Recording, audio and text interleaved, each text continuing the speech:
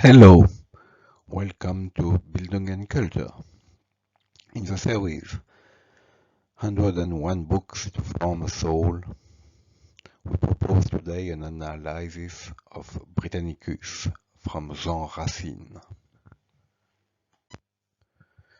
Racine is a writer of his play. This play of theater is composed of 5 acts. The main theme is the birth of a monster. Secondary themes are love, freedom, candor, visibility. Historical context.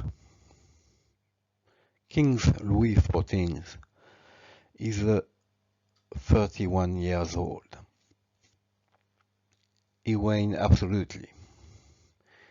In 1669, Racine, a very young orphan, who had been taken in by the royal family, proposed a play that departed from Cornelian theatre. There are no heroes in this play, but an unceasing degradation towards absolute sadness.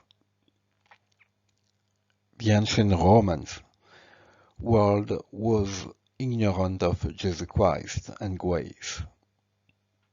Nothing can save Nero from becoming what he is, a tyrant and a monster. Nero wants to entrust his soul to his confidant, but it will only ever be to deliver a form of absolute decay.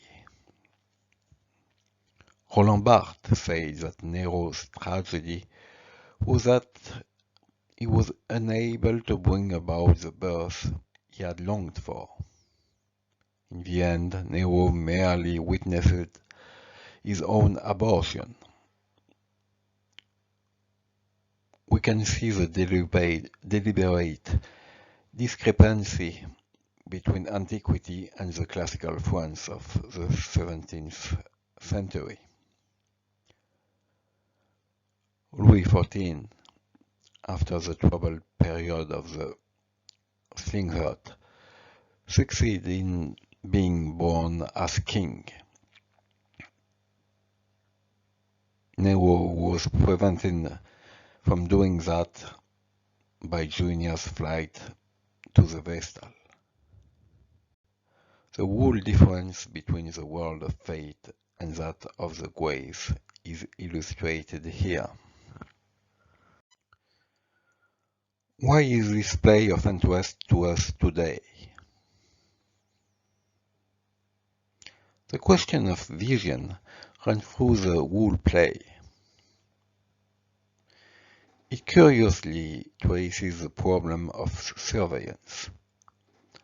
Agrippina wants to see Nero, but cannot. Even in the middle of the visible field, he manages to evade her gaze. A curious performance in a sense, but perfectly executed. A tyrant is one who can see without being seen. Be that as it may, power is a complete mastery of visible space and visibility. Agrippina knew this and demanded that her son be freed from the eyes of her advisor. She said, "What do you claim then? Do you think that my voice had made an emperor to impose fear on me?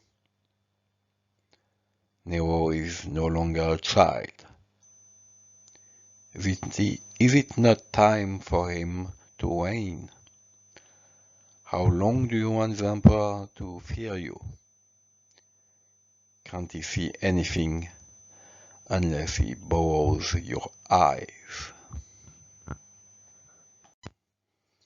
The question of the eye thus appears to be the central question of power. The sovereign is the one who can see everything, and anyone who shies away from this power is deemed guilty. Junia's crime was not to have made herself visible and shown her charms to the emperor. It is through visibility that we understand what birth is. To be born is to be able to see with your own eyes. It may be said that this is an easy thing to do, and that all you have to do to acquire this autonomy is to use your body. But Nero knows that nothing is simpler. Behind this initial, naive visibility, there always lurks a form of invisibility that you also have to be able to see. Nero sees that Junia loves Britannicus, and that her dislike for him is only a feint. Seeing what is invisible and understanding her misfortune, his gaze becomes almost insensitive. Nero becomes indifferent to both good and evil, and finally adopts a different gaze. The inhuman and insensitive gaze. Both will understand the horror of this, he says.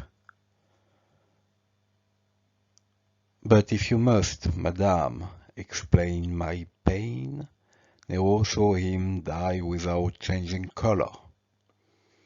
His indifferent eyes already have the constancy of a tyrant in crime hardened from childhood. The play Britannicus is a story of the eye, the birth of the monstrous eye. The play bears witness to a birth to insensitivity, a birth that is not a birth at all, an abortion.